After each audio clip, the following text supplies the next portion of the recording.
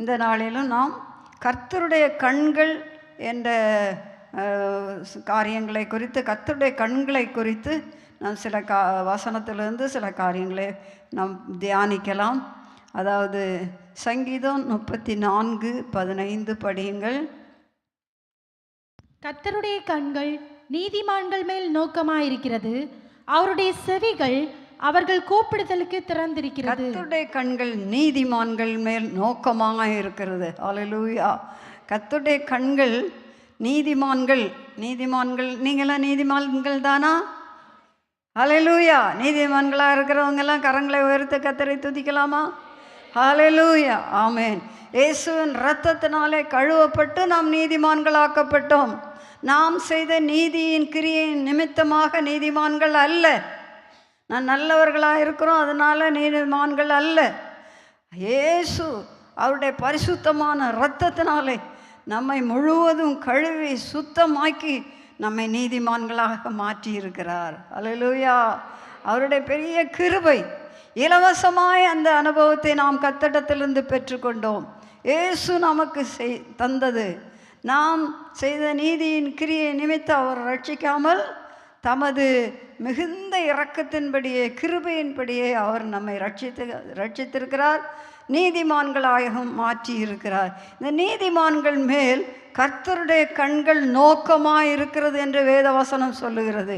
கர்த்தருடைய கண்கள் அவருக்கு தேவ சாயலாக தானே நாம் சிருஷ்டிக்கப்பட்டோம். அப்போ நமக்கு கண்கள் இருக்கிறது போல தேவனுக்கும் கண்கள் உண்டு. அந்த கண்கள் இந்த நீதிமான்கள் மேல் நோக்கமாக இருக்கிறது. அவர் பார்த்து கொண்டே இருக்கிறார். இந்த நீதிமான்களை குறித்து அவருடைய கவலை, கஷ்டம், கண்ணீர், வேதனை, துன்ப, துயரம். சிலர் பாருங்கள் தனிமையாக இருப்பாங்க. ஒரு வீட்டுக்குள்ளே அவங்க தனியாக இருப்பாங்க. அவங்க கூட பேசவோ, அவங்களுக்கு கூட சேர்ந்து ஏதோ வேலை செய்யவோ, அவங்களுக்கு ஆறுதல் சொல்லவோ, அவங்களுக்கு ஏதாவது உதவி செய்யவோ யாரும் கூட இருக்க மாட்டாங்க. தன்னந்தனியாகவே இருப்பார்கள். சிலர் வீடுகளில் அப்படி இருப்பாங்க. அப்படிப்பட்டவர்கள் யாராக இருந்தாலும் இயேசுவின் இரத்தத்தினால நீதிமான்கள் ஆக்கப்பட்ட பிள்ளைகள் மேல் கர்த்தருடைய கண்கள் நோக்கமாக இருக்கிறதுனா அவருடைய கண்களினாலே அந்த நீதிமானாக இருக்கிற கர்த்தருடைய பிள்ளையை பார்த்து கொண்டே இருக்கிறார்.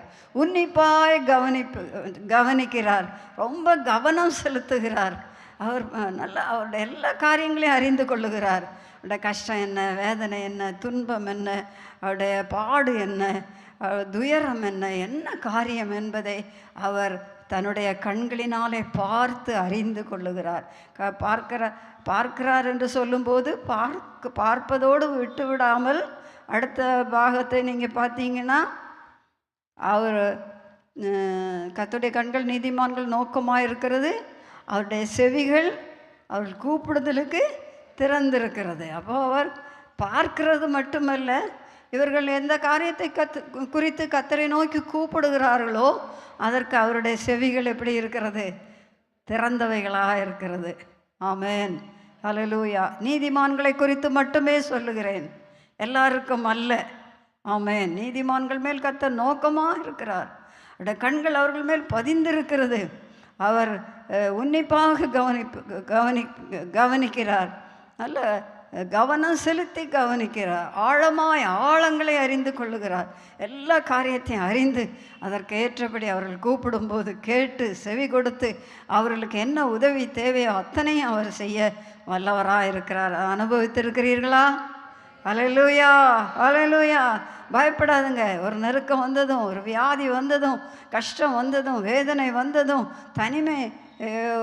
தனிமையாக நிறுத்தப்பட்ட ஒரு நிலை வந்தாலும் எந்த நிலைமையிலும் நீங்கள் கலங்கிவிடவே வேண்டாம். என்னை நோக்கி பார்க்கிற கர்த்தர் ஒருவர் இருந்து கொண்டே இருக்கிறார் என்ற நிச்சயம் உங்களுடைய இருதயத்தில் எப்போதும் இருக்க வேண்டும். அதை விட்டுவிடவே கூடாது. இன்னும் கர்த்தருடைய கண்கள் உலாவி கொண்டிருக்கிறது. அல்லேலூயா. அவர் நோக்கி கொண்டிருக்கிறது மட்டுமல்ல, உலாவி கொண்டிருக்கிறார். அதாவது 2 நாளாகமும் 16வது அதிகாரம்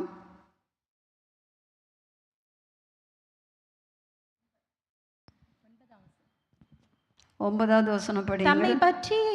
தம்மை பற்றி உத்தம இருதயத்தோடு இருக்கிறவர்களுக்கு தம்முடைய வல்லமையை விளங்க பண்ணும்படி கர்த்தருடைய கண்கள் பூமியெங்கு உலாவி கொண்டிருக்கிறது. இந்த விஷயத்தில் அது தம்மை பற்றி உத்தம இருதயத்தோடு இருக்கிறவர்களுக்கு எதை விளங்க பண்ணுகிறார்? தன்னுடைய வல்லமையை விளங்க பண்ணுகிறார். விளங்க பண்ணும்படியாக அவருடைய கண்கள் பூமி எங்கும் உலாவி கொண்டிருக்கிறது. எவ்வளோ பெரிய ஆச்சரியமான கண்கள் அல்லவா? ஹல்லேலூயா. கால்னால தான் உலாவி வருவாங்க. இது தேவன் தம்முடைய கண்களினாலே உலாவுகிறார். ஹல்லேலூயா. யாரை பார்க்கும்படியாக உலாவுகிறது அவருடைய கண்கள்? தம்மை பற்றி உத்தம இருதயத்தோடு இருக்கிறவர்களுக்கு தமது வல்லமையை விளங்க பண்ணும்படியாக. யார் என்னை உத்தமமாய் தேடுகிறார்கள், யார் என்னுடைய பார்வையிலே உத்தமமாய் இருக்கிறார்கள், யார் உத்தமத்தை காத்து கொண்டு என்னை மாத்திரம் பார்த்து கொண்டு இருக்கிறார்கள், அவர்களுக்கு அவருடைய வல்லமையை கொடுக்கிறார், அவருடைய வல்லமையை வெளிப்படுத்துகிறார், அவருடைய வல்லமை அவர்களுக்கு விளங்குகிறது. அதற்காக அவருடைய கண்கள் பூமி எங்கு உலாவி கொண்டிருக்கிறது. உலாவி வருகிற தேவனுடைய கண்களுக்கு முன்பாக நாம் உத்தமர்களாக இருப்போமானால் நிச்சயம் நமக்கு உதவி செய்ய வல்லவராக இருக்கிறார். ஹல்லேலூயா, ஹல்லேலூயா. அவர் காணாதவர் போல இருக்க மாட்டார், மனுஷரை போல இருக்க மாட்டார், தூர விலகி நிற்க மாட்டார். பார்க்கிறார், உதவி செய்கிறேன்னா நிச்சயம் உதவியே செய்வார். ஹல்லேலூயா. அதில் எந்த சந்தேகத்துக்கும் இடமே இல்லை. அவருடைய கண்கள் அப்படி விசேஷமான கண்களாக இருக்கிறது. உதவி செய்யும்படியாக பார்க்கிற கண்களாக இருக்கிறது. உலாவி வருகிறது, பூமி எங்கும் உலாவி வருகிறது. அப்படி தானே சொல்லப்பட்டிருக்கிறது. உத்தம இருதயத்தோடு இருக்கிறவர்களுக்கு தம்முடைய வல்லமையை விளக்கம் பண்ணும் கர்த்தருடைய கண்கள் பூமி எங்கும், இந்த பூலோகம் முழுவதும் உலாவி வருகிறது. ஹல்லேலூயா. எவ்வளோ பெரிய ஆச்சரியம் அல்லவா? நமக்கு இருக்கிற 2 கண்களை கொண்டு நம்ம முன்னாடி இருக்கிறத மாத்திரம்தான் நம்ம பார்க்க முடியும், பின்னால் இருக்கிறத கூட பார்க்க முடியாது, தூரத்தில் இருக்கிறத சரியாக பார்க்க முடியாது. இப்படி தான் நம்முடைய கண்கள் இருக்கிறது. கர்த்தருடைய கண்கள் எவ்வளோ வல்லமையுள்ள கண்கள், எவ்வளோ ஆச்சரியமான கண்கள், எவ்வளோ விலையேறப்பெற்ற கண்கள். ஹல்லேலூயா. அவருடைய கண்கள் உங்களுக்கு போதாதா? இப்படி பார்க்கிற ஒரு தேவனுடைய கண்கள் என்னை உன்னிப்பாய் கவனித்து உலாவி வருகிற நான் உத்தமத்தோடு இருக்கும்போது எனக்கு உதவி செய்யும்படியாக இந்த கண்கள் என்மேல் நோக்கமாக இருக்கிறது என்பதை நினைத்து சந்தோஷப்படுகிறீர்களா? ஹல்லேலூயா, ஹல்லேலூயா. இந்த கண்களுக்காக நான் எப்போதும் கர்த்தரை துதித்து கொண்டே இருக்க வேண்டும். ஆனால் ஒரு காரியம், உத்தம இருதயத்தோடு இருக்கணும். இங்கே பார்த்தா இந்த ஆசா என்கிற ராஜா முதல் தடவையில் அவனுக்கு வந்த ஒரு பெரிய யுத்தத்தில் கர்த்தரை மாத்திரம் நோக்கி கூப்பிட்டான். அது இப்போ முந்தின அதிகாரங்களில் 14வது அதிகாரத்தில் சொல்லப்பட்டிருக்கிறது. அவன் ஆண்டவரை நோக்கி கூப்பிட்டான். ஆண்டவரே, எங்களுக்கு உதவி செய்ய வேண்டும், இந்த யுத்தத்தில் எனக்கு ஜெயம் தர வேண்டும், துணை நிற்க வேண்டும் என்று கர்த்தரை நோக்கி கூப்பிட்டான். கர்த்தர் ஜெயம் கொடுத்தார். ஆனால் இப்போ ஒரு காரியம் வந்தபோது அவனுக்கு விரோதமான ஒரு ராஜா வந்து, அதாவது இஸ்ரவேல் ராஜா தான் அவனுக்கு விரோதமாக வந்து பல காரியங்களை செய்தான். அதனால் அவன் என்ன செய்தான்? ஆண்டவரை நோக்கி கூப்பிட்டுருந்தா கர்த்தர் நிச்சயமாக அவனுக்கு விடுதலை கொடுத்துருப்பார். அந்த 14ஆம் அதிகாரத்தில் விடுதலை கொடுத்த கர்த்தர் இந்த நேரத்தில் விடுதலை கொடுக்காமல் இருப்பாரா? கண்டிப்பாக கொடுப்பார். ஆனால் அவன் அதை செய்யாதபடிக்கு சீரிய ராஜாவோடு சம்பந்தம் கலந்து அவனிடத்தில் போய் வெள்ளியும் பொன்னும் கொடுத்து இவனை தள்ளி விடுங்க அப்படின்னு சொன்னால் அவன் அப்படியே செய்தான். வெள்ளியும் பொண்ணும் வாங்கிக்கிட்டு போய் அவன் நீங்கி போயிட்டான். இப்போது தேவன் பார்க்கிறார் இந்த காரியத்தை. பார்த்து அப்போ அவன் உத்தம இருதயத்தோடு இல்லை. கர்த்தருக்கு முன்பாக கொஞ்ச நாள் உத்தமமாக இருந்தான். அப்போது கர்த்தர் உதவி செய்தார். இப்போது உத்தமத்தை விட்டு விலகி விட்டான். அப்போ தான் தீர்க்கதரிசி வந்து சொல்லுகிறார் இந்த வசனத்தை. எப்படி என்ன சொல்லுகிறார்? தம்மை பற்றி உத்தம இருதயத்தோடு இருக்கிறவர்களுக்கு தமது வல்லமையை விளங்க பண்ணுவார். நிச்சயம் விளங்க பண்ணுவார். கண்கள் பூமி எங்கும் உலாவி கொண்டிருக்கிறது. இந்த விஷயத்தில் நீ மதியில்லாதவராக இருந்தார். ஆகையால் இது முதற்கொண்டு யுத்தங்கள் நேரிடும் என்ற ஒரு சாபமான ஒரு வார்த்தையை கேட்க வேண்டியது நேரிட்டது. இந்த நேரத்திலும் ஆசார் ராஜா மனம் திரும்பவில்லை. இந்த அந்த ஞானதர்ஷிக்காரன் மேல் கோபம் கொண்டு அவனை சிறைச்சாலையிலே வைத்து சிலரை கொடூரமாய் நடத்தினான். கடைசியில் அவனுக்கு காலில் வியாதி வந்தது. அவன் கத்தரையில் பரிகாரிகளையே தேடினான். அவன் மரித்து போனான். பார்த்தீங்களா, ஆரம்பம் ரொம்ப நன்றாக இருந்தது, மெச்சு கொள்ளப்பட வேண்டியதாக இருந்தது, படத்தக்கதாக இருந்தது, கத்தர் விரும்புகிறதா இருந்தது. ஆனால் பின்பகுதியை பார்க்கும்போது அது ஜெயமுள்ளதாக இல்லை, கத்தருக்கு உண்மையாக இல்லை. அப்போது தான் கத்தர் இந்த வசனத்தை அவர் வேதனையோடு சொல்லுகிறார். உத்தம இருதயத்தோடு இருக்கிறவர்களுக்கு நான் வல்லமையை விளங்க பண்ணுவேன். நாமும் நம்முடைய வாழ்க்கையில் எல்லா பகுதிகளிலும் எல்லா நேரங்களிலும் கத்தரை உத்தமமாய் பற்றி கொள்வோமானால், கத்தரையே சார்ந்து கொள்வோமானால், நிச்சயம் கத்தர் நமக்கு உதவி செய்ய வல்லவர். அவர் வல்லமையை விளங்க பண்ணுவார். அவருடைய வல்லமை விசேஷமானது, வல்லமை ஆச்சரியமானது. அவருடைய வல்லமை நாம் நினைக்கிறபடி அல்ல, அவருடைய வல்லமை விலையேற பெற்றது. ஹல்லேலூயா. ஆகையினாலே உத்தம இருதயத்தை விட்டு விடாதீர்கள். உத்தமத்தில் ஏதாவது குறைவு வந்துவிட்டால் ஆண்டவரிடத்தில் சொல்லுங்கள். ஆண்டவரே, நான் இந்த காரியத்தில் உத்தமமாக இருக்கவில்லை, ஆண்டவரே எனக்கு கிருபை தாரும். ஜபத்தில் உத்தமமாக இருக்கவில்லை, வேத வாசிப்பிலே உத்தமமாக இருக்கவில்லை, உம்மை பின்பற்றுகிறதிலே உத்தமம் இல்லை, உமக்கு கட்டளைகளை கை கொள்ளுகிறதிலே உத்தமம் இல்லை, உமக்கு கொடுக்கிறதிலே உத்தமம் இல்லை, இதெல்லாம் எனக்கு மன்னித்து விடுங்கப்பா, எப்போது நான் உத்தமமாக இருக்க எனக்கு கிருபை தாரும் என்று கேட்பீர்களானால் நிச்சயமாகவே கர்த்தர் அந்த அனுபவத்தை தருவார். அவர் உங்களுக்கு அவருடைய வல்லமையும் கர்த்தர் விளங்க பண்ணுவார். அடுத்ததாக பார்க்கும்போது ஆண்டவருடைய கண்கள் ஆபகுக் 1:13 படியுங்கள். ஆபகுக் 1:13. தீமையை பார்க்க மாட்டாத சுத்த கண்ணனே. ஹல்லேலூயா. ஆபகுக் 1084வது பக்கம். 1084வது பக்கம். போதும். தீமையை பார்க்க மாட்டாத சுத்த கண்ணன். அவர் கண்கள் எப்படிப்பட்டது? சுத்தமான கண்கள். ஹல்லேலூயா, ஹல்லேலூயா. நம்ம என்னத்தையெல்லாம் பார்க்குறோம் இல்லையா? சுத்தமாக இருக்கு நம்முடைய கண்கள். அவர் தீமையான காரியத்தை பார்க்க கூட மாட்டார். யாரோ தீமை செய்கிறாங்கன்னா அந்த கண்கள்னால, அவருடைய கண்ணினால் பார்க்க முடியாது. அவர் பரிசுத்தமான கண்களை உடையவர். ஹல்லேலூயா. ஆகையினாலே தீமை செய்து கொண்டு அவருடைய பார்வையில் நின்று கொள்ள முடியாது. தீமையான காரியங்கள் நம்முடைய வாழ்க்கையில் வரவே கூடாது. இதில் ரொம்ப ஜாக்கிரதையாக இருக்க வேண்டும். அவருடைய கண்கள் பரிசுத்தமான கண்கள், தீமையை பார்க்க மாட்டாத சுத்த கண்கள். ஹல்லேலூயா. அப்படி ஒரு பெயரையே அவருக்கு கொடுக்கிறார் பாருங்க தீர்க்கதரிசி. தீமையை பார்க்க மாட்டாத சுத்த கண்ணனே. கீழே பார்த்தீங்கன்னா, அநியாயத்தை நோக்கி கொண்டு இருக்க மாட்டீரே. அநியாயத்தை என்ன செய்ய மாட்டார்? பார்த்து கொண்டு இருக்க மாட்டார். அப்புறம் பின்னை துரோகிகளை நீர் நோக்கி கொண்டிருக்கிறது என்ன? துன்மார்க்கன் தன்னை பார்க்கலாம் நீதிமானை விழுங்கும்போது நீ மௌனமாக இருக்கிறது என்ன? அப்படி என்று தீர்க்கதரிசி தான் அவரிடத்தில் கேட்கிறார். நீ சுத்தமான கண்களுடையவர் அல்லவா? அநியாயத்தை நோக்கி கொண்டிருக்க முடியாதே, துரோகிகளை நோக்கி கொண்டிருக்க முடியாதே, துன்மார்க்கரை நீ நோக்கி கொண்டிருக்க மாட்டீர. ஆனால் அந்த துன்மார்க்கன் நீதிமானை என்ன செய்கிறான்? விழுங்கு போடுகிறான்.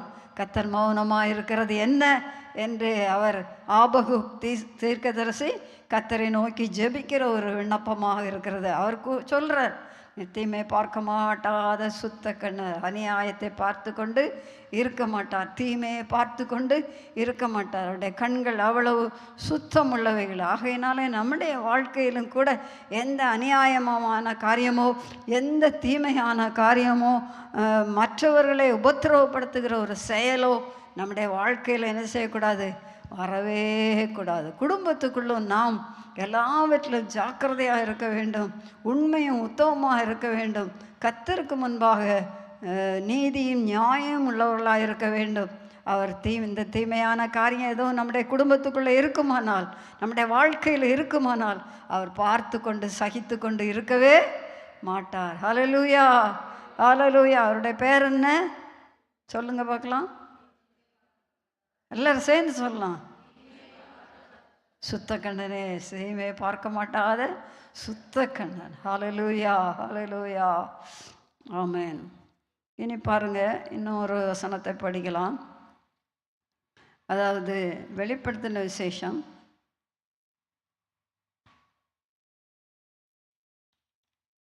1 வசனத்தை படியுங்கள். அவருடைய சிரசும் மயிரும் வெண் பஞ்சை போலவும் உறைந்த மலையை போலவும் வெண்மையா இருந்தது. அவருடைய கண்கள் அக்கினி ஜுவாலையை போல் இருந்தது. ஆமென். அவருடைய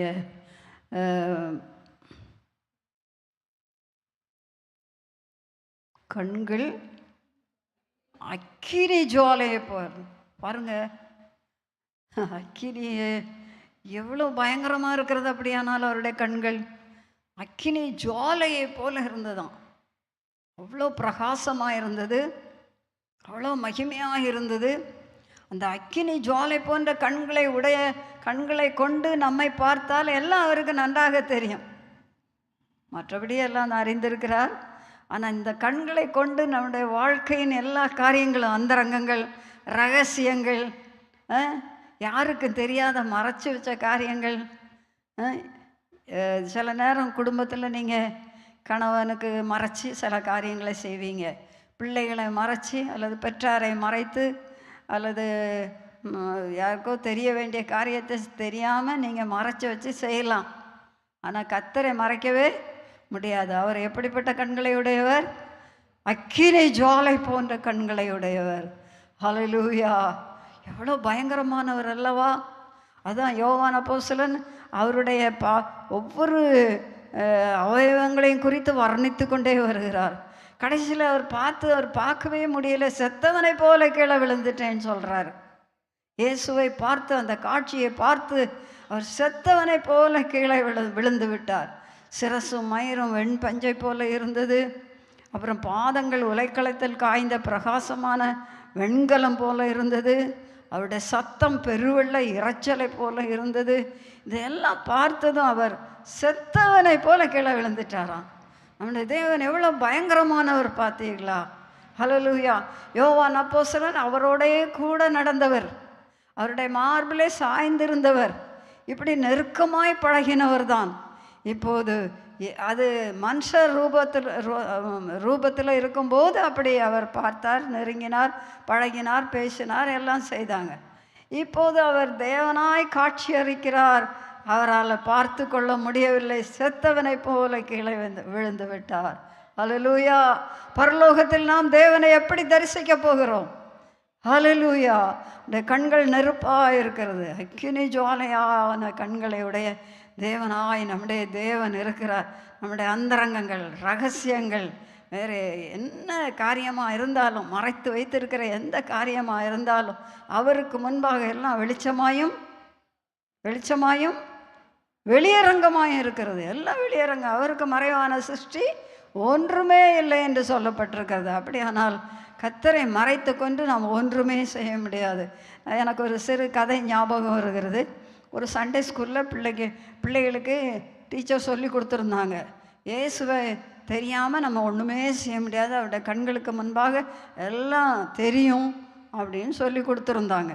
இந்த பிள்ளை நல்ல ஞாபகத்திலேயே வச்சுருந்தா. அந்த சண்டே ஸ்கூல் டீச்சர் என்ன செய்தாங்க, ஒரு நாள் ஒரு டெஸ்ட்டு வச்சாங்க. 4 பிள்ளைகளை அழைத்து 4 பழம் வாழைப்பழத்தை கொடுத்து, நீங்கள் யாரும் காணாத இடத்துல யாருக்கும் தெரியாமல் மறைவாக உட்காந்து சாப்பிட்டுட்டு வந்துடுங்க அப்படின்னு சொல்லி கொடுத்தாங்க. அப்படியே இந்த பிள்ளைகள் 4 பேரும் போய் ஒவ்வொரு இடத்துலையா மூலையில், கதவுக்கு பின்னாடி, கட்டில் கடியில், இப்படி பல ஒளிஞ்சு உட்காந்து சாப்பிட்றதுக்கு போனாங்க. எல்லோரும் சாப்பிட்டுட்டு வந்துட்டாங்க. நான் ஒரு பிள்ளை மட்டும் அழுது, அந்த பழத்தையும் கையில் வைத்து கொண்டு சாப்பிட முடியாமல் அழுதுகிட்டே வந்தா. ஏம்மா நீ மட்டும் சாப்பிடல, அவங்க 3 பேரும் சாப்பிட்டுட்டாங்களே, நீ ஏன் சாப்பிடல அப்படின்னு அந்த பிள்ளையை கேட்டாங்க டீச்சர். அப்போ அந்த பிள்ளை சொல்லிச்சு, எங்களுக்கு சண்டே ஸ்கூலில் சொல்லி தந்திருக்கிறாங்க, இயேசுவை தெரியாமல் நம்ம ஒன்றும் செய்ய முடியாது, இயேசு பார்த்து கொண்டே இருக்கிறார். பரலோகத்தில் இருந்தாலும் அவர் நம்மை பூமியில் இருக்கிற நாம் செய்கிற ஒவ்வொரு செயலையும் அவர் பார்த்து கொண்டே இருக்கிறார். அவரை தெரியாமல் ஒன்றும் செய்ய முடியாது என்று சொல்லி தந்தார்கள் என்று சொல்லிவிட்டு அந்த பிள்ளை சொன்னது, நான் எந்த இடத்துல போனாலும் இயேசு என்னை பார்க்கிறார். இங்கே மறைஞ்சிருந்து போய் சாப்பிடலான்னு போனாலும் அங்கு இயேசு என்னை பார்க்கிறார். வேறு எங்கே போனாலும் இயேசு என்னை பார்க்கிறார் என்று எனக்கு அந்த சத்தியம் எனக்குள்ளே இருந்தபடினாலே அவருடைய கண்களை மறைத்து விட்டு நான் இந்த பழத்தை என்ன செய்ய முடியல, சாப்பிட முடியவில்லை என்று அழுது கொண்டே சொன்னதாம். அந்த பிள்ளையுடைய உள்ளத்தில் இருந்து ஒரு பெரிய அறிவு, எவ்வளோ பெரிய அறிவு பார்த்தீர்களா? நம்ம என்னெல்லாம் செஞ்சிடுறோம் இல்லையா? பொய்ன்னு சொல்லிடுறோம், மற்றவங்களை திட்டிடுறோம், கோபம் வந்துடுது, எரிச்சல் வந்துடுது, பொறாமை வந்துடுது, எத்தனை கெட்ட குணங்கள் நம்மிடத்தில் ஒட்டி கொண்டிருக்கிறதெல்லாம். இதெல்லாம் யார் பார்க்கிறது? கர்த்தர் பார்க்கிறார் அல்லவா? அல்லேலூயா. அவருடைய கண்கள் அக்கினி ஜுவாலை போன்ற கண்கள், அவருடைய கண்கள் அக்கினி ஜுவாலை போன்றது. அவருடைய கண்களை மறைத்து வைத்து கொண்டு ரகசியமாக ஒன்றும் செய்து கொள்ள முடியாது. நம்ம பேசுகிறதெல்லாம் ரெக்கார்ட் ஆகும்.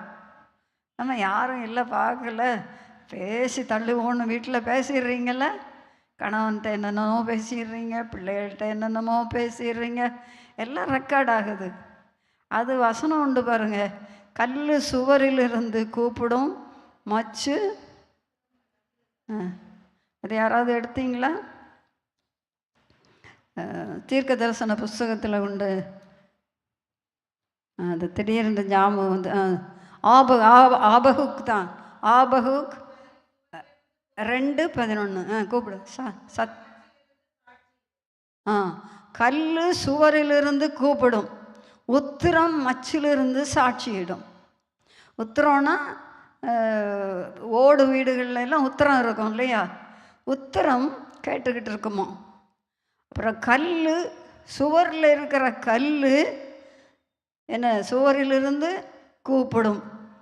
அப்படி கர்த்தருடைய நியாய தீர்ப்பு நாளிலே அந்த கல் வந்து சொல்லுமா, இவன் இப்படி பேசணும், பேசலைன்னு சொன்னாலும் இப்படி பேசணும், இப்படி போய் சொன்னோம், இப்படி கெட்ட வார்த்தை பேசணும், இப்படி தீமையான காரியத்தை செய்தான் அப்படின்றது அந்த கல் சுவரிலிருந்து கூப்பிடும். மச்சு, உத்திரம் மச்சிலிருந்து சாட்சியிடுமா. மனுஷர் யாரும் கூட வர வேண்டாம், வீட்டில் இருக்கிற கல்லும் உத்தரவுமே சாட்சியிடும். எவ்வளோ பயத்தோடு இருக்க வேண்டும் அல்லவா? நம்முடைய வார்த்தைகள் எவ்வளோ சுருக்கமாக இருக்க வேண்டும், நம்முடைய வார்த்தைகள் எவ்வளோ ஞானமாக இருக்க வேண்டும், ஜாக்கிரதையாக இருக்க வேண்டும். என்னமோ எதை சொல்லுவாங்க இல்லையா, எலும்பில்லாத நாக்குனால எதையும் வேணால் பேசலாம் அப்படின்ட்டு எதையும் பேசி விடுகிறோம். சிலர் கணவனை ஒரு மரியாதை கொடுக்காம கூட பேசிடுறாங்க, இவனை போடா வாடான்னு கூட பேசிடுறாங்க. நீங்கள்லாம் அப்படி இருக்க மாட்டீங்கன்னு நினைக்கிறேன். எனக்கு தெரியும் ஒரு சிலர் அப்படி இருக்கவங்கள. ஆகையினாலே ரொம்ப கவனமாக இருக்க வேண்டும் தேவனுடைய பிள்ளைகளை. அவரிடத்துல உங்களை போல் ஒருவேளை ஞானம் இல்லாமல் இருக்கலாம், அறிவு இல்லாமல் இருக்கலாம், உங்களை போல் செய்யக்கூடிய திராணி இல்லாமல் இருக்கலாம். என்றாலும் அவர் உங்களுக்காக கொடுக்கப்பட்ட கணவன். அவரிடத்தில் நீங்கள் அன்பாக இருக்க வேண்டும், கீழ்ப்படிய வேண்டும், பயபக்தியாக இருக்க வேண்டும். கணவனிடத்தில் பயபக்தியாக இருக்க வேண்டும் என்று வேதவசனம் சொல்லுகிறது. தெரியுமா அந்த வசனம் உங்களுக்கு? கணவனிடத்தில் எப்படி இருக்க வேண்டும்? யாராவது எடுத்தவங்க படிங்க. கணவனிடத்தில் எப்படி இருக்க வேண்டும்? பயபக்தியாக இருக்க வேண்டும். அதனால் இந்த காரியங்கள் எல்லாம் ரொம்ப கவனமாக இருப்போம், ஜாக்கிரதையாக இருப்போம். ஏதோ பேசிடுறோம், ஏதோ செய்துடுறோம், யாரும் பார்க்கல, யாரும் தெரியல, நான் மட்டும்தான் தெரியும், எங்கள் வீட்டுக்கு மட்டும்தான் தெரியும் அப்படின்னு நினைக்காதுங்க.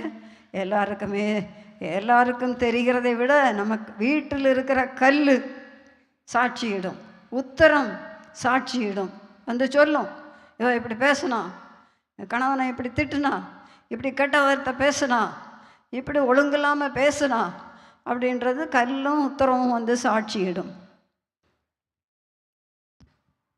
எபேசியர் 5:33 எப்படியும் உங்களிலும் அவனவன் தன்னிடத்தில் அன்பு கூறுவது போல தன் மனைவியினிடத்திலும் அன்பு கூற கடவன், மனைவியும் புருஷனிடத்தில் பயபக்தியா இருக்க கடவள். புருஷனிடத்தில் பயபக்தியாக இருக்க கடவுள். பயமும் இருக்கணும், பக்தியும் இருக்க வேண்டும்.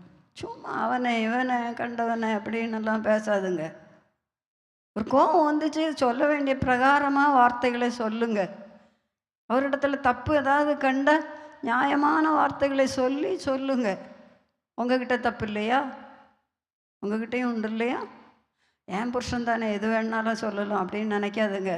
கர்த்தர் உங்களுக்கு தந்தவர், கர்த்தர் கேட்டு கண்டு இருக்கிறார். அவருடைய கண்கள் எப்படிப்பட்ட கண்களாக இருக்குன்னு இப்போ படிச்சுட்ருக்குறோம். அக்கினி ஜுவாலை போன்ற கண்கள். ஹல்லேலூயா. அவர் பார்த்து கொண்டே இருக்கிறார். பயபக்தியாக இருக்கணும். பழைய காலத்துல எல்லாம் பாருங்கள், கணவன் வீட்டிலேருந்து வெளியே வந்தாருன்னா அந்த மனைவி உட்கார்ந்துருந்தாங்கன்னா எந்திரிச்சு நிற்பாங்க. கணவன் சேரில் உட்கார்ந்தா பக்கத்தில் போய் சேரில் அவங்க உட்கார மாட்டாங்க, நின்றுட்டு தான் இருப்பாங்க. அவ்வளோ ஒரு பயபக்தி அந்த காலத்து. நான் இப்போ சமீபத்தில் உள்ள நிலவரத்தை சொல்லலை, பழைய காலத்தில் அப்படி நம்மளோட பயபக்தியாக இருந்தது. பயமும் இருந்தது அவளுக்கு, பக்தியும் இருந்தது. கணவனிடத்தில் தேவனிடத்து காரியத்தை சொல்லவில்லை, கணவனிடத்தில் பயபக்தியாய் நீங்கள் நடந்து கொள்ள வேண்டும். அதை தேவனுடைய வசனம், தேவனுடைய வார்த்தை அப்படி சொல்லுகிறது. ஹல்லேலூயா. கர்த்தரை துதிப்போமா? ஆமென். ஹல்லேலூயா, ஹல்லேலூயா. கேட்கறது கஷ்டமாக இருக்கா உங்களுக்கு? என்ன கஷ்டமாக இருந்தாலும் வசனம்தான். வசனத்தை சொல்லியே தான் ஆக வேண்டும். வசனத்தின்படி நாம் ஜீவித்தே ஆக வேண்டும். ஹல்லேலூயா. ஒரு நாள் நியாய தீர்ப்பு நாள் உண்டு. அந்த நாளில் இந்த கல்லும் உத்தரமும் வந்து நமக்கு விரோதமாய் சாட்சி கொடுக்கும். அப்போது நடுநடுங்கி விடுவோம். இந்த கல்லுக்கு எப்படி தெரிந்தது, இந்த உத்தரத்துக்கு எப்படி தெரிந்தது, எப்படி நடுங்கி விடுவோம். இதெல்லாம் கட்டுக்கதை இல்லை தேவனுடைய பிள்ளைகளே. நிச்சயம் தேவனுடைய வார்த்தை சமூலமும் சத்தியமானது. சத்தியமான வார்த்தை, ஜீவனுள்ள வார்த்தை. மண் குகையில் 7 தரம் உருக்கி புடமிடப்பட்ட வெள்ளிக்கொப்பான சுத்த சொற்களாக இருக்கிறது கர்த்தருடைய வசனம். 12ஆம் சங்கீதம் நினைக்கிறேன், 12 அந்த வசனத்தையும் படித்து விடுங்கள். 12:6 நினைக்கிறேன்.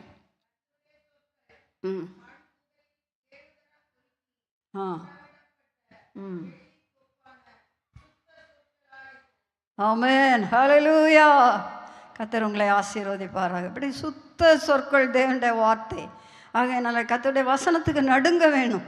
இன்னும் கர்த்தருடைய வசனம் சொல்லுகிறது, என் வசனத்துக்கு நடுங்குகிறவனே நோக்கி பார்ப்பேன். ஏசாயா தீர்க்கதரிசனத்தில் அந்த வசனம் சொல்லப்பட்டிருக்கிறது. அப்படியே கர்த்தருடைய வசனம் இப்படி இருக்குன்னு சொன்னால் அதுக்கு ஒரு பயம் உங்களுக்கு வேணும்.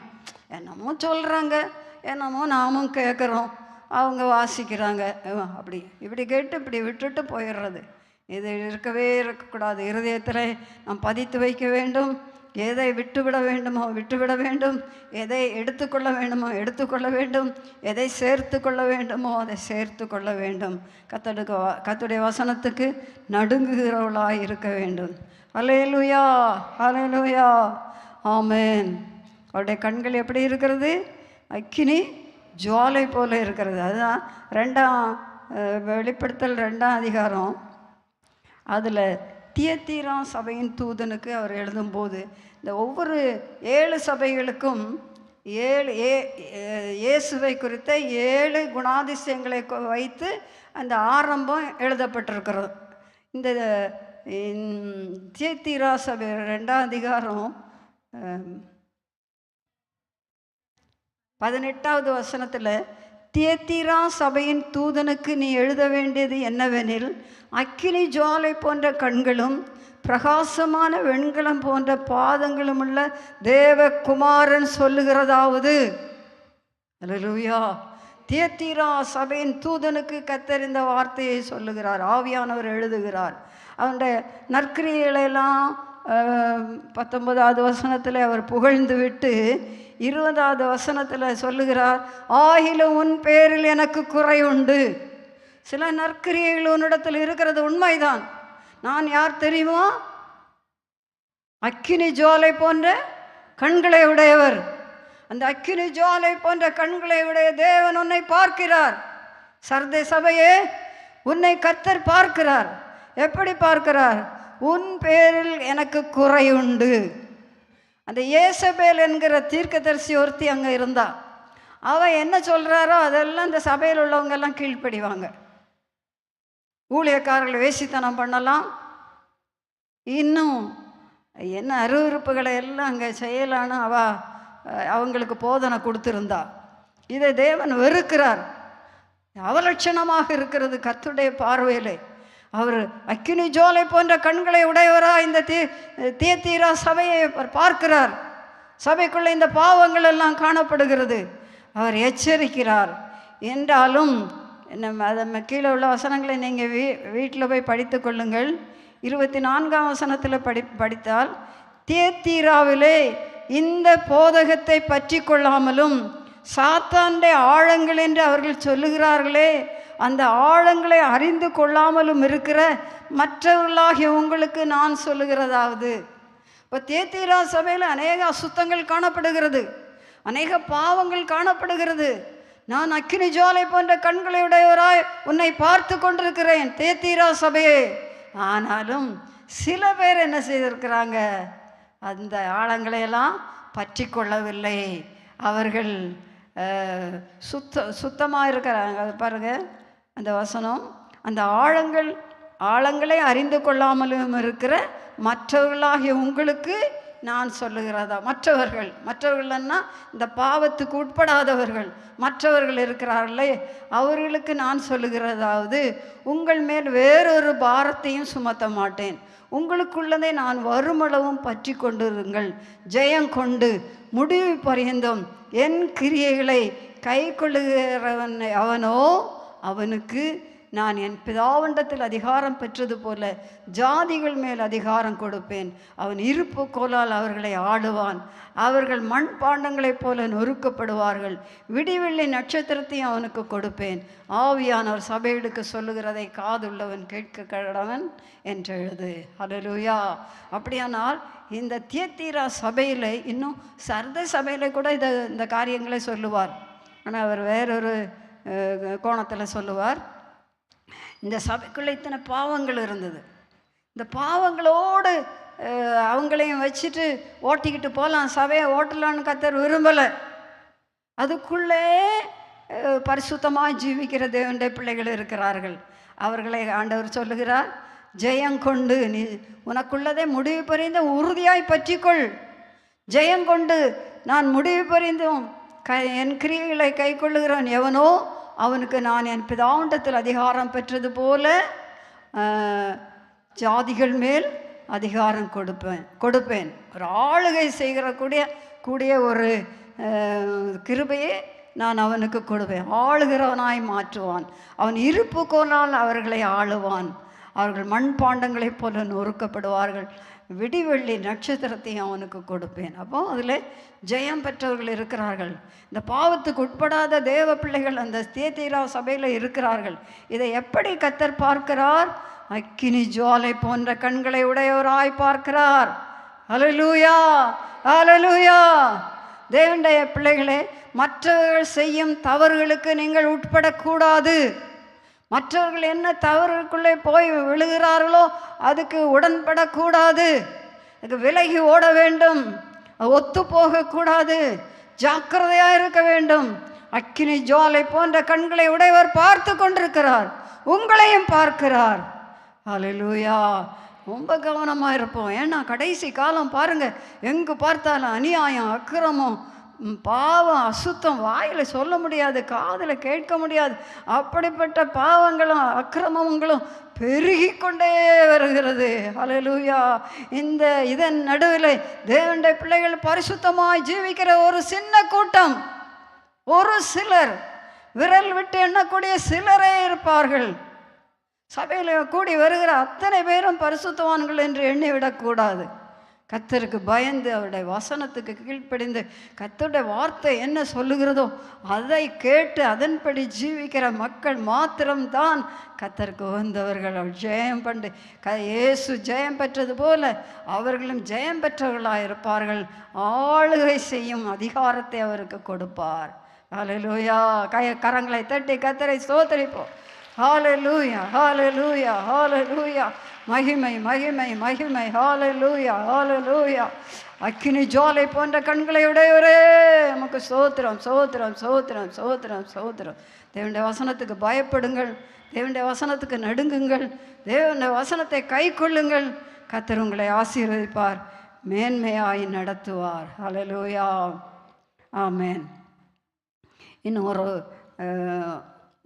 கண்களை பார்த்து நாம் ஜெபிக்கலாம். அதாவது சகரியாவின் தீர்க்க தரிசனம், சகரியா 4:10 படியுங்கள். அற்பமான ஆரம்பத்தின் நாளை யார் அசட்டை பண்ணலாம்? பூமி எங்கும் சுற்றி பார்க்கிறவைகளாகிய கர்த்தருடைய 7 கண்களும் செருபாபேலின் கையில் இருக்கிற தூக்கு நூலை சந்தோஷமாய் பார்க்கிறது என்றார். இதில் எத்தனை கண்கள்? 7 கண்கள் கர்த்தருக்கு, இல்லையா? இந்த 7 கண்களும் எதை பார்க்கிறது என்றால், செருபாபேலின் கையில் உள்ள தூக்கு நூலை பார்க்கிறது. தூக்கு நூல் எதற்காக உபயோகிப்பார்கள்? ஒரு பில்டிங் கட்டடம் கட்டிகிட்டு இருக்கும்போது அந்த மேசன் கையில் என்ன இருக்கும்? தூக்கு நூல் இருக்கும், பார்த்தீங்களா? இப்படியே தூக்கி விடுவார், பார்ப்பார். இந்த கல்லெல்லாம் நேராக இருக்கான்னு பார்ப்பார். அது ஒன்று முன்னாடி தள்ளிட்டு இருந்தால் உள்ளே ஒரு தட்டி உள்ளே தள்ளி விடுவார். அப்புறம் வெளியே உள்ளுக்குள்ளே இருந்ததுன்னா அதை கொஞ்சம் வெளியே நீக்கி வைப்பார். அப்படியே கரெக்டாக அந்த தூக்கு நூலுக்கு நேராக அந்த கட்டடம் இருக்க வேண்டும் என்று அந்த மேசன் அதை கட்டி கொண்டே இருப்பார். இதே போல் கர்த்தருடைய ஊழியக்காரர்களுடைய கையிலே தூக்கு. செருபாபேலுன்னா இங்கே அவர் கர்த்தருக்கு ஊழியம் செய்கிற தேவனுடைய ஊழியக்காரர். அதாவது இதில் இஸ்ரவேல் ஜனங்கள் பாவம் செய்தபடினாலே அவர்கள் பாபிலோன் ராஜாவின் கையிலே விற்கப்பட்டார்கள், அங்கு அடிமைகளாக கொண்டு செல்லப்பட்டார்கள். இந்த ஆலயத்தை எல்லாம் இடித்து போட்டாங்க, வீடுகளையெல்லாம் தீக்கிரையாக்கினார்கள், எல்லார்களையும் சிறைப்பிடித்து கொண்டு போய்விட்டான். இந்த நிலைமையிலே ஆலயம் இடிபட்டு கிடக்கிறது. ஒரு சிலருடைய இருதயங்களில் கர்த்தருடைய ஆவியானவர் ஏவ தொடங்கினார். நெகேமியா உட்கார்ந்து அழுதார். எஸ்ரா இந்த ஆலயத்தை கட்டும்படியாக அங்கிருந்து புறப்பட்டு வந்தார்.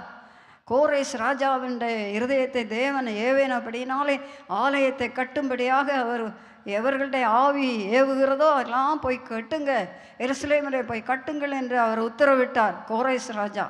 ஆகையினால அங்கிருந்து வந்தால் பாபிலோனிலிருந்து வந்தார்கள், வந்து கட்டுகிறார்கள், இந்த ஆலயத்தை கட்டி கொண்டிருக்கிறார்கள்.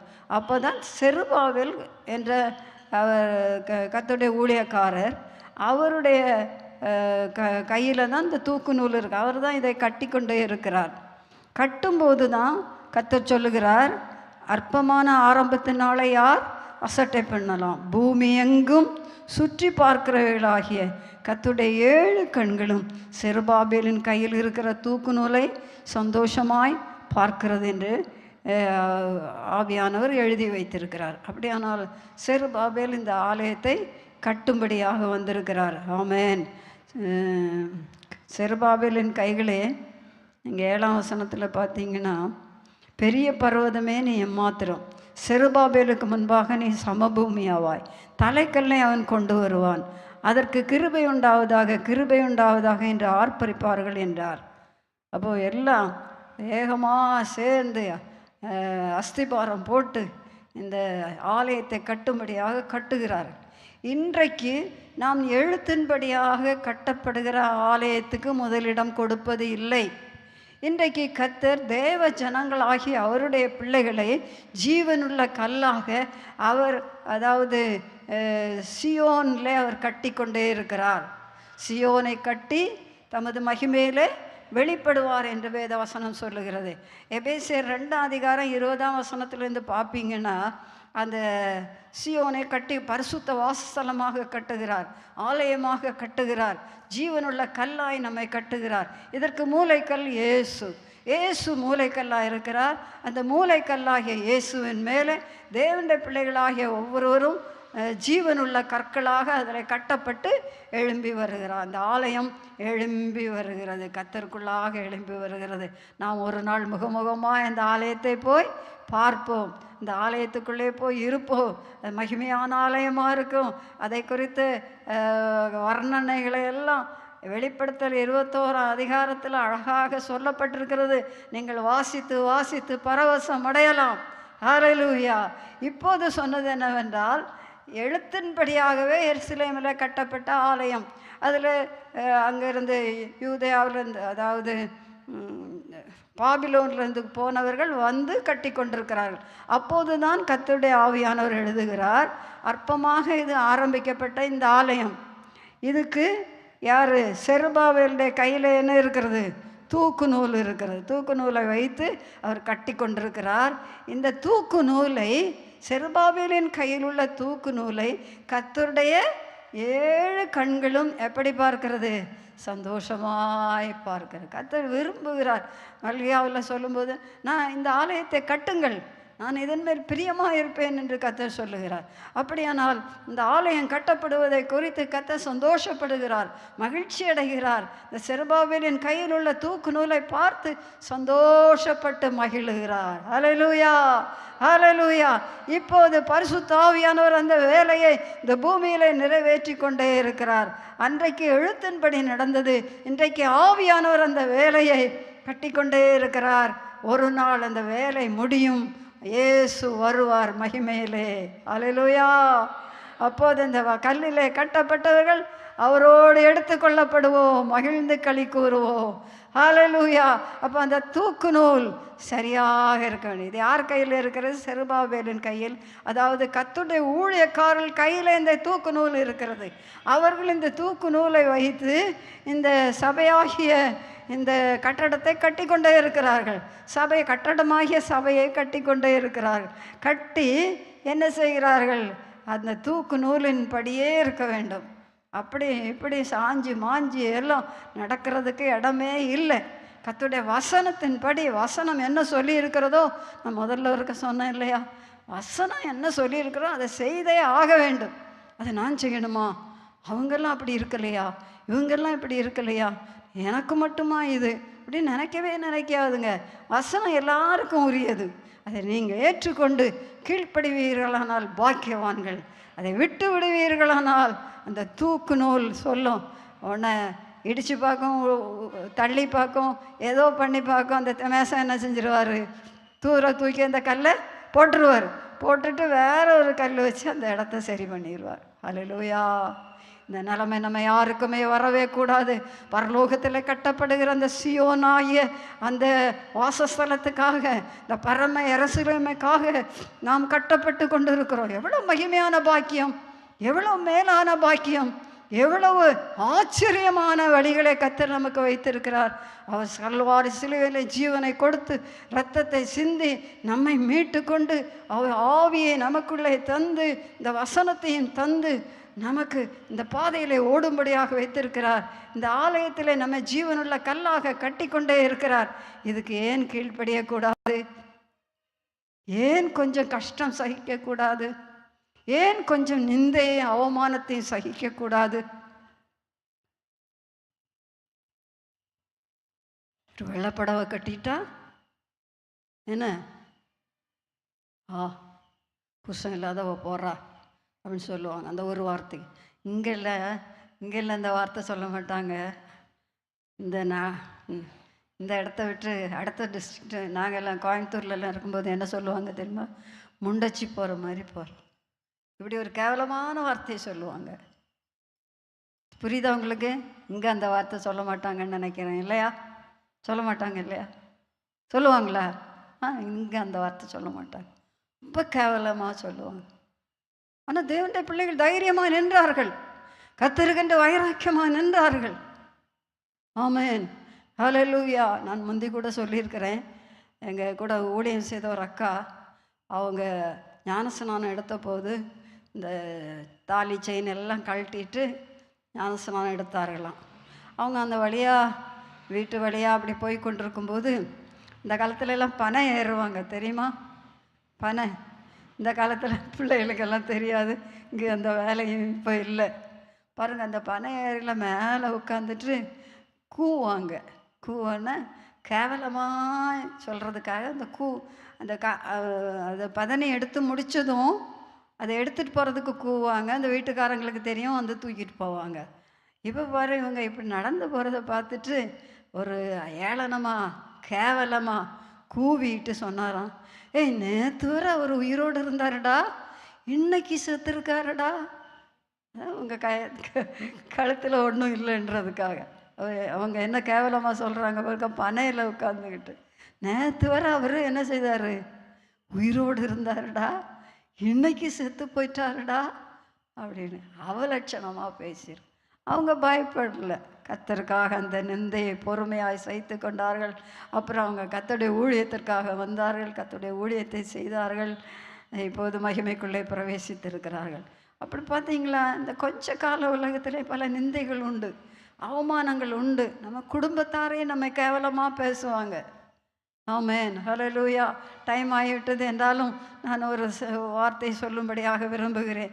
நானும் என்னுடைய அக்காமார் 2 பேரும் என்னுடைய அம்மாவும் எல்லாரும் சேர்ந்து ஒரே நாளிலே ஞானஸ்நானம் எடுத்தோம். எங்கள் அம்மா எல்லா நகையெல்லாம் கழட்டி விட்டு, அவங்க தாலி செயின் எல்லா நகையும் கழட்டி விட்டு, நாங்களும் எங்களுடைய எல்லா நகைகளையும் கலைத்து வைத்து விட்டு 4 பேரும் சேர்ந்து ஞானஸ்நானம் பெற்றுக்கொண்டு, நாங்கள் அங்கே அதாவது நீலகிரி மலையில் இருக்கும்போது தான் ஞானஸ்நானம் பெற்றுக்கொண்டு நாங்கள் இந்த ஊருக்கு வரோம். நாங்கள் அப்போ இந்த ஊரில் தான் நான் பாட்டி வீட்டில் நின்று படிச்சுட்ருக்கிறேன். அப்போ இந்த ஊருக்கு வர்றோம். காரணம் என்னன்னா, என் அம்மாவுடைய கடைசி தங்கச்சிக்கு கல்யாணம். அதற்காக எங்கள் அம்மா அப்பா நாங்கள் எல்லாருமே சேர்ந்து வருகிறோம். அங்கேருந்து வர 2 நாளாகும். அந்த நாட்களில் இப்படி இந்த ஃபெசிலிட்டிஸ் எல்லாம் கிடையாது, பஸ்ஸு ட்ரெயின் அதெல்லாம் கிடையாது. நிறைய பஸ் எல்லாம் ஏறி ட்ரெயின் ஏறி காத்திருந்து அப்படி தான் 2 நாளாயிரும் வந்து சேர்றதுக்கு. வந்து சேர்ந்து எங்களுக்கு ஒரு தண்ணி கூட தரல. எங்கள் பாட்டி சொந்தக்காரங்க வீடு நிறைய சொந்தக்காரங்களாம் இருந்தாங்க. எல்லாரும் சேர்ந்து எங்கள் அம்மாவையும் அப்பாவையும் திட்டு கேவலமான வார்த்தைகளை சொல்லி பயங்கரமாக திட்டுனாங்க. எடுத்து போடு, இப்போ தாலி எடுத்து போடு, நான் உன்னை விடுறதில்ல அப்படின்னு 2 பயங்கரமாக திட்டிகிட்டு இருக்கிறாங்க. எங்கள் அம்மா பொறுமையாக இருங்க. எங்கள் அம்மாவும் பேசலை, அப்பாவும் பேசலை, யாருமே பேசலை. எல்லோரும் வந்திருந்த சொந்தக்காரங்கெல்லாம் பேசுகிறாங்க, குடும்பத்தாரெல்லாம் பேசுகிறாங்க. எங்கள் பாட்டி தாத்தா மாத்திரம் ஒன்றும் சொல்லலை. எங்கள் பாட்டியெல்லாம் ரொம்ப பயங்கரமாக திட்டுறாங்க. அப்போ எங்கள் அம்மா சொன்னாங்க, என் பெயர் ஜீவ புஸ்தகத்தில் இருக்கிறது, உங்களுக்கு அந்த நம்பிக்கை உண்டா என்று கேட்டார்கள். அவங்க எதுவுமே பேசலை. ஹல்லேலூயா, ஹல்லேலூயா. அந்த நேரத்தில் பாருங்கள், அவங்க பண்ணின அந்த ஃபோர்ஸாக பண்ண கஷ்டத்துக்கு அந்த செயினை எடுத்து போடுறதுக்கு தான் உண்டு. ஒரு மாதிரிப்பட்டவங்கன்னா எடுத்து போட்டுருவாங்க. அந்த மாதிரி நிலைமையில தான் இருந்தோம். ஆனால் தைரியமாக நிற்க அந்த அவமானத்தின் நடுவிலும், அதுவும் கல்யாண வீடு பற்றிங்களா, சும்மாவும் போகலை. எல்லாம் இப்படி நிறைய போட்டு வருவாங்க. எல்லாம் சும்மா போகலை. அந்த நேரத்தில் உறுதியாய் கர்த்தருடைய வசனத்தை பிடித்து கொண்டு சாட்சியாய் நிற்க கர்த்தர் உதவி செய்தார். ஹல்லேலூயா. இது கர்த்தருடைய கிருபை அல்லாமல் வேற அல்ல.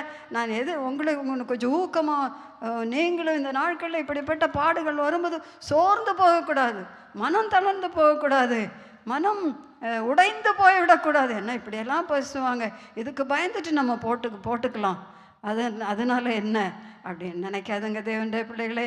கர்த்தருடைய வசனம் சொல்லுகிறது, வசனம் கண்டிப்பாகவே இந்த காரியங்களில் ஜெயம் பெற வேண்டும் என்று தான் சொல்லுகிறது. 1 தீமோத்தேயு 3ஆம் அதிகாரம். எனக்கு திடீரென்று நான் இதெல்லாம் சொல்ல வேண்டும்னு வரவில்லை, என்றாலும் சொல்லும்படியாக அப்படி சந்தர்ப்பம் உண்டாகிறது. 1 தீமோத்தேயு 3ஆவது அதிகாரம் 9வது வசனத்திலிருந்து படிக்கிறேன். ஸ்திரீகளும் மயிரை பின்னுதலாவது, பொன்னினாலாவது, முத்துக்களினாலாவது, விலையேறப்பெற்ற வஸ்திரத்தினாலாவது தங்களை அலங்கரியாமல். இப்போ பாருங்க, என்ன செய்யக்கூடாது, மயிரை பின்னுகிறது. வயிறை பின்னு நம்ம ஒரு தடவையாக பின்னி போடுறோம், அது பெருசு இல்லை.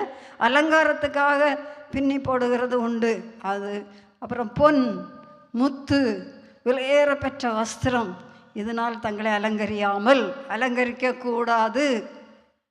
அடுத்தது தகுதியான வஸ்திரத்தினால். அதனால் வஸ்திரம் உடுக்கக்கூடாது என்று சொல்லவில்லை, தகுதியான வஸ்திரத்தை உடுத்தி கொள்ளலாம். ஞானத்தினாலும் தெளிந்த புத்தியினாலும் தேவ பக்தி உள்ளவர்களுக்கு என்று சொல்லிக் கொள்ளுகிற ஸ்திரீகளுக்கு ஏற்றபடியே நற்கிரிகளினாலும் தங்களை அலங்கரிக்க வேண்டும். நற்கிரிகளினால் அலங்கரிக்க வேண்டும். அப்போ அலங்கரிக்க கூடாத ஒன்று இருக்கிறது, வேதவசனம் விலக்கி வைக்கிறது. அலங்கரிக்க வேண்டிய ஒன்றை வேதவசனம் எழுதி வைத்திருக்கிறது. நற்கிரிகளினால் தங்களை அலங்கரித்து கொள்ள வேண்டும். ஹல்லேலூயா. ஸ்திரீயானவள் எல்லாவற்றிலும் அடக்கமுள்ளவளாக இருந்து அமைதலோடே கற்றுக்கொள்ள கடவள்.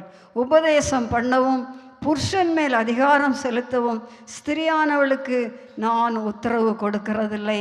அவள் அமைதலாக இருக்க வேண்டும். நான் இதை முதல்ல சொல்லிட்டேன் உங்களுக்கு. இந்த அநேக காரியங்கள் நம்முடைய வீட்டில் நம்ம சத்தம் கேட்கப்படக்கூடாது. இதே வசனம் 1 பேதுரு 3வது அதிகாரம் 1 பேதுரு 3:3 மயிரை பின்னி பொன்னாபரணங்களை அணிந்து உயர்ந்த வஸ்திரங்களை உடுத்தி கொள்ளுதலாகிய புறம்பான அலங்கரிப்பு உங்களுக்கு அலங்காரமாய் இராமல் அழியாத அலங்கரிப்பாக இருக்கிற சாந்தமும் அமைதலுமுள்ள ஆவியாகிய இருதயத்தில் மறைந்திருக்கிற குணமே உங்களுக்கு அலங்காரமாக இருக்க கடவுது. அதுவே தேவனுடைய பார்வையில் விலையேற பெற்றது. இப்படியே பூர்வத்தில் தேவனிடத்தில் நம்பிக்கையாயிருந்த பரிசுத்த ஸ்திரீகளும் தங்களுடைய புருஷர்களுக்கு கீழ்ப்படிந்து தங்களை அலங்கரித்தார்கள். ஹல்லேலூயா. அப்போ தங்களை அலங்கரிக்க வேண்டிய நற்குணங்கள் இருக்கிறது, அலங்கரிக்க கூடாததும் இருக்கிறது. அப்போ உலக ஜனங்களைப் போல தேவனுடைய பிள்ளைகள் நம்மை அலங்கரித்து கொள்ளக்கூடாது. ஆமேன், ஆமேன். ஹல்லேலூயா, ஹல்லேலூயா. முந்தின நாட்களில் பாருங்கள், வீட்டில் அடி உத நிந்தை, நான் சொன்னனே இப்படிப்பட்ட நிந்தைகளை அவமானங்களை எல்லாம் அனுபவித்து தான் இதெல்லாம் கழட்டி வச்சாங்க. இன்றைக்கி அந்த மாதிரி காரியங்கள் நமக்கு யாருக்கும் இல்லை. அந்த உபத்திரவம் இந்த நாட்களில் இல்லை என்று தான் நினைக்கிறேன். அப்படி வந்திருந்தாலும் கர்த்தருடைய வசனத்துக்கு கீழ்ப்படியும் போது கர்த்தர் உங்களை மேன்மைப்படுத்துவார். ஹல்லேலூயா. உங்களை ஜீவனுள்ள கல்லாக, விலையேறப்பெற்ற கல்லாக, அந்த மகிமையான அந்த சீயோனிலே ஜீவனுள்ள கல்லாக கட்டி எழுப்பி உங்களை எவ்வளோ மகிமையாக அங்கே கொண்டு நிறுத்தும்போது எவ்வளவு பாக்கியமாக இருக்கும் அல்லவா? இந்த பாக்கியத்துக்காக இந்த அற்பமான உலகத்தை ஏன் வெறுக்கக்கூடாது? இந்த அலங்காரத்தை ஏன் விட்டுவிடக்கூடாது? இந்த அலங்காரத்தை ஏன் இன்னும் சுமந்து கொண்டே திரிய வேண்டும்? ஹல்லேலூயா, ஹல்லேலூயா. பாருங்கள், இன்னும் ஒரு காரியம் சொல்லுகிறேன். தேவனுடைய அன்பு நம்முடைய இருதயத்திலே பூரணமாய் நிரம்பி இருக்குமானால் இந்த வசனத்துக்கு கீழ்ப்படிவது உங்களுக்கு பெரிய காரியம் அல்ல. ஹல்லேலூயா. இல்லை, கரங்களை உயர்த்தி கர்த்தரை ஸ்தோத்திரிப்போம். ஹல்லேலூயா. நீங்கள் கர்த்தரிடத்தில் பூரணமாய் அன்பு வைப்பீர்களானால் இந்த வசனத்துக்கு உங்களுக்கு கீழ்ப்படிவது அது கடினமாக இருக்காது.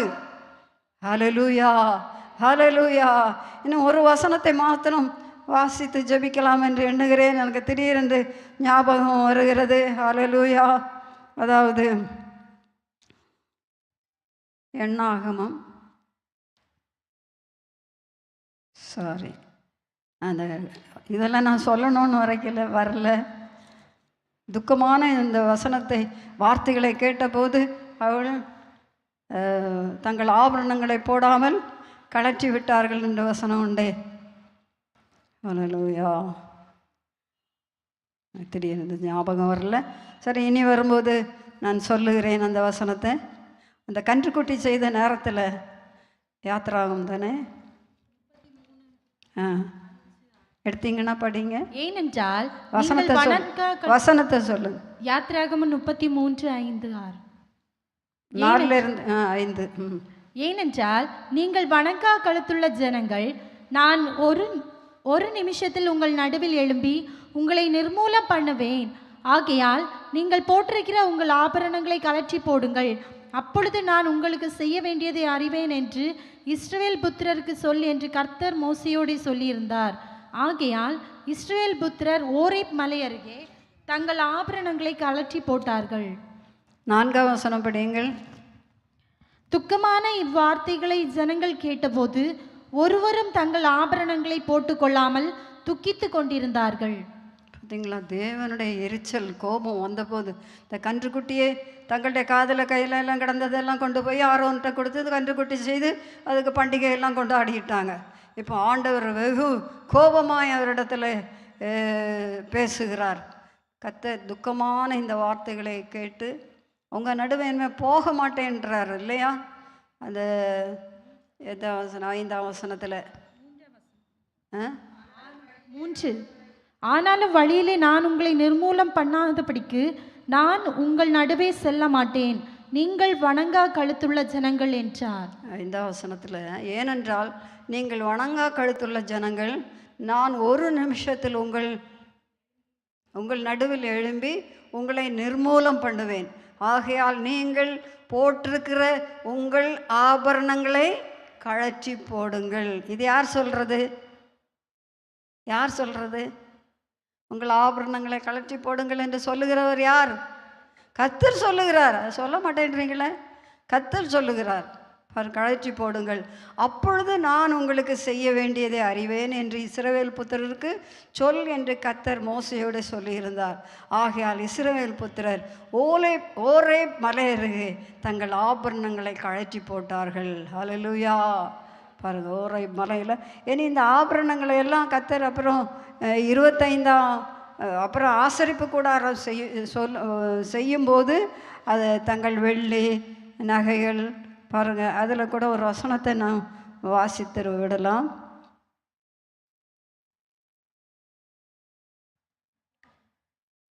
35வது யாத்ராகமம் 35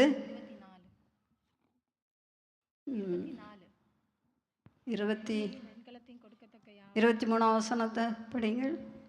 இளநூலையும் இரத்தாம்பர நூலையும் சிவப்பு நூலையும் 24 வெள்ளியையும் வெண்கலத்தையும் 23 22 படுங்க. மனப்பூர்வமுள்ள ஸ்திரீ புருஷர் யாவரும் கடகங்கள், காதணிகள், மோதிரங்கள், ஆரங்கள் முதலான சகலவித பொன்னாபரணங்களையும் கொண்டு வந்தார்கள். கர்த்தருக்கு காணிக்கை செலுத்தின ஒவ்வொருவனும் பொன்னை காணிக்கையாக செலுத்தினான். ஹல்லேலூயா.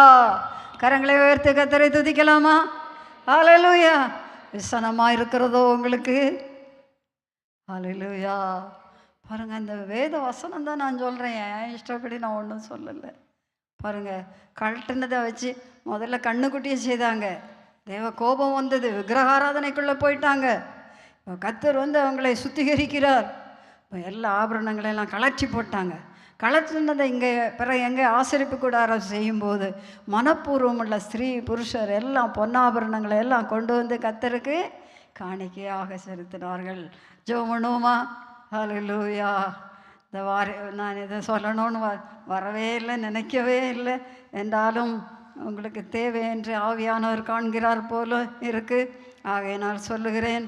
ஆகையினால் இது கர்த்தருடைய வார்த்தை. கடைசி நேரத்துக்குள்ளே நான் வந்திருக்கிறோம். சீக்கிரமாக கர்த்தருடைய வருகை இருக்கிறது. அவருடைய வருகையின் போது நாம் எடுத்துக்கொள்ளப்பட வேண்டும். அதற்கென்று ஆயத்தமாக வேண்டிய ஒரு நேரத்தில் இருக்கிறோம். நம்முடைய ஆவி, ஆத்மா, சரீரம் குற்றமற்றதாய் அவருடைய சமூகத்திலே காணப்பட வேண்டும். ஹல்லேலூயா. இந்த சரீரம் நம் விருப்பப்படி நாம் நம்மை அலங்கரித்து கொள்வதற்காக நமக்கு கொடுக்கப்படவில்லை. தேவனுக்கு உடையவைகளாகிய உங்கள் சரீரம் என்று சொல்லப்பட்டிருக்கிறது. தேவனுக்கு உரியவைகளாகிய உங்கள் சரீரத்தினாலும் உங்கள் ஆவியினாலும் தேவனை மகிமைப்படுத்துங்கள் என்று சொல்லப்பட்டிருக்கிறது. தேவனுக்கு உடையது, உங்களுக்கு சொந்தமானது அல்ல. இந்த சரீரம் உங்கள் இஷ்டப்படி செய்வதற்கு அல்ல, கர்த்தருடைய வசனத்தின்படி செய்வதற்காகவே இந்த சரீரம் கொடுக்கப்பட்டிருக்கிறது. இது தேவன் தங்குகிற ஆலயம். எல்லாம் முழங்காலில் நிற்கலாமா? கர்த்தரை நோக்கி பார்க்கலாமா? கர்த்தர் உங்களோடு பேசுவாராக, உங்களோடு இடைப்படுவாராக. கர்த்தர் உங்களை தைரியப்படுத்துவாராக, பலப்படுத்துவாராக. கர்த்தருடைய வசனத்துக்கு கீழ்ப்படிய கர்த்தர் கிருபை தருவாராக. ஹல்லேலூயா. தேவன் பேருள்ள அன்பு, ஆவியாண்ட அன்பு உங்கள் உள்ளத்தை நிரப்புவதாக. அப்பொழுது இதெல்லாம் பெரிய காரியமே அல்ல.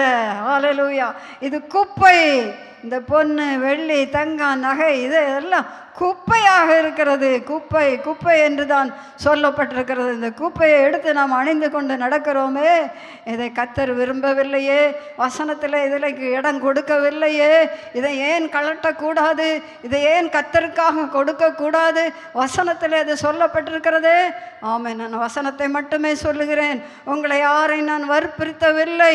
கர்த்தர் உங்களோடு பேசுவாராக, ஆவியானவர் உங்களோடு இடைபடுவாராக. அந்த மகிமையில நீங்கள் மகிமையோடு வந்து நிற்க வேண்டும். ஹல்லேலூயா. அந்த மகிமையிலே நீங்கள் மேன்மையாய் காணப்பட வேண்டும். அதுவே ஒரே ஆசை. ஆமென். ஹல்லேலூயா. சோத்திரம் சோத்திரம் சோத்திரம் சோத்திரம் சோத்திரம் சோத்திரம் சோத்திரம். கர்த்தருடைய கண்கள் பூமி எங்கு உலாவி கொண்டிருக்கிறது. நீ உத்தமத்த இருதயத்தோடு இருப்பாயானால் ஒரு தேவனுடைய பூமி எங்கு உலாவுகிற தேவனுடைய கண்கள் உண்மையில் நோக்கமாக இருக்கும். ஹல்லேலூயா. அவர் தீமையை பார்க்க மாட்டார், சுத்த கண்ணர். ஹல்லேலூயா. உன்னை பார்க்கிறார் தேவனுடைய பிள்ளையே. உன்னிடத்தில் தீமை இருக்குமானால் அந்த கண்களினாலே அவர் உன்னை பார்த்து கொள்ள முடியாது. தீமையை உன்னை விட்டு விலக்கு, தீமையை உன்னை விட்டு விலக்கு. அவர் தீமையை பார்க்க மாட்டாத சுத்த கண்ணர். அவருடைய கண்கள் அக்கினி ஜுவாலையை போல் இருக்கிறது. ஹல்லேலூயா. சபையிலே அசுத்தம், வாழ்க்கையிலே அசுத்தம், குடும்பத்திலே அசுத்தம் இருக்குமானால் அவர் தீமையை பார்த்து கொண்டு உங்கள் குடும்பத்துக்குள்ளே வாசம் பண்ண முடியாது.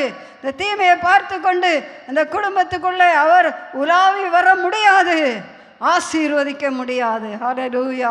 ஹல்லேலூயா. கர்த்தருடைய 7 கண்களும் செருபாபேலின் கையில் உள்ள தூக்கு நூலை சந்தோஷமாய் பார்க்கிறது. ஆமென். ஹல்லேலூயா. ஸ்தோத்திரிப்போம். ஸ்தோத்திரத்தை கர்த்தரை மகிமைப்படுத்துவோம். ஆமென் ஆமென் ஆமென் ஆமென். எல்லாரும் சத்தத்தை உயர்த்தி கர்த்தருடைய நாமத்தை மகிமைப்படுத்துவோம்.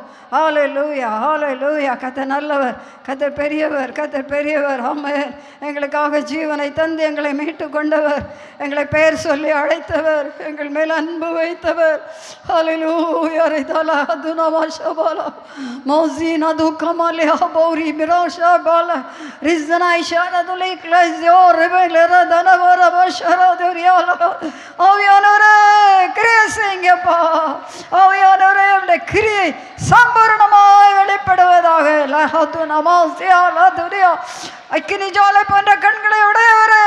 லக்கோ மகாசி லாரதோ லிஸ்னாஷா நபோலி பரகதனா ஷரபோலி பெக்கோ மசி நதுனா ஹைதி லிஸ்னாஷா கமேலா கரோ மசி லதுரப ஷவரப கதியாரியா. கர்த்தர் பரிசுத்தர், கர்த்தர் பரிசுத்தர், கர்த்தர் பரிசுத்தர், கர்த்தர் பரிசுத்தர், கர்த்தர் பரிசுத்தர், கர்த்தர் பரிசுத்தர். தீமையை பார்க்க மாட்டாத சுத்த கண்ணர், தீமையை பார்க்க மாட்டாத சுத்த கண்ணர். ஹைலி லவ்ஸினி ஷலாரகோ லவ்ஸினி ஷரபாய் பிலோ மார கதோனாமா லிஸ்னாய் ஷஹோலி ஜரபா ஹமௌசி. ஹல்லேலூயா ஹல்லேலூயா ஹல்லேலூயா ஹல்லேலூயா. இயேசுவை போல் அழகுள்ளோ யாரையும் இல்லை பூவினில் இதுவரை. எல்லாரும் கரங்களை தட்டி உற்சாகமாய் பாடி கர்த்தரை மகிமைப்படுத்துவோம். இயேசுவை போல் அழகுள்ளோர் யாரும் இல்லை பூவினில், இதுவரை கண்டதில்லை காண்பதும் இல்லை. பூரண அழகுள்ளவரை வாழ்க்கையில் நீரே போதும், வேறே வேண்டாம் எந்த நண்பரேசுவே. மண்ணுக்காக மாணிக்கத்தை விட்டிட மாட்டேன், வெறும் மண்ணுக்காக மாணிக்கத்தை விட்டிட மாட்டேன். பூரண அழகுள்ளவரை பூவிழந்தன் வாழ்க்கையது நீரே போதும், வேறே வேண்டாம் எந்த நண்பரேசுவே.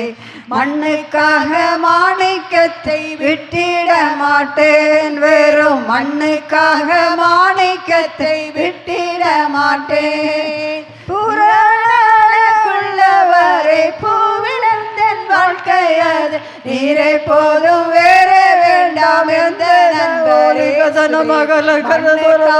மாணிக்கத்தை விட்டிட மாட்டேன், வெறும் மண்ணுக்காக மாணிக்கத்தை விட்டிட மாட்டேன், வெறும் மண்ணுக்காக மாணிக்கத்தை விட்டிட மாட்டேன், வெறும் மண்ணுக்காக மாணிக்கத்தை விட்டிட மாட்டேன், வெறும் மாணிக்கத்தை விட்டிட மாட்டேன், வெறும் மண்ணுக்காக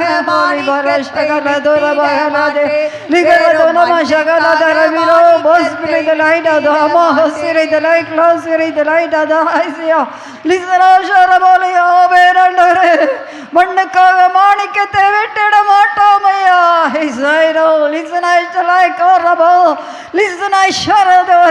உலகத்தில் காண்கிற யாவும் மண்ணா இருக்கிறது ஆண்டவரே. ஆமே, நீர் மாணிக்கமாக இருக்கிறீரப்பா, நீர் மாணிக்கமாக இருக்கிறீரப்பா. நீர் மகிமையின் ராஜ்யத்தை எங்களுக்காக ஆயத்தம் பண்ணி வைத்திருக்கிறீர், முத்து மாளிகையை ஆயத்தம் பண்ணி வைத்திருக்கிறீர். ஆமேன் ஆமேன். பளிங்கின் ஒளி உள்ள ஆண்டவரே ராஜ்யத்தை எங்களுக்காக ஆயத்தம் பண்ணி கொண்டே இருக்கிறீரப்பா. ஆயத்தம் பண்ணின பின்பு நான் வந்து உங்களை என்னிடத்தில் சேர்த்து கொள்ளுவேன் என்று சொல்லுகிறீரே. ஹல்லேலூயா ஹல்லேலூயா ஹல்லேலூயா.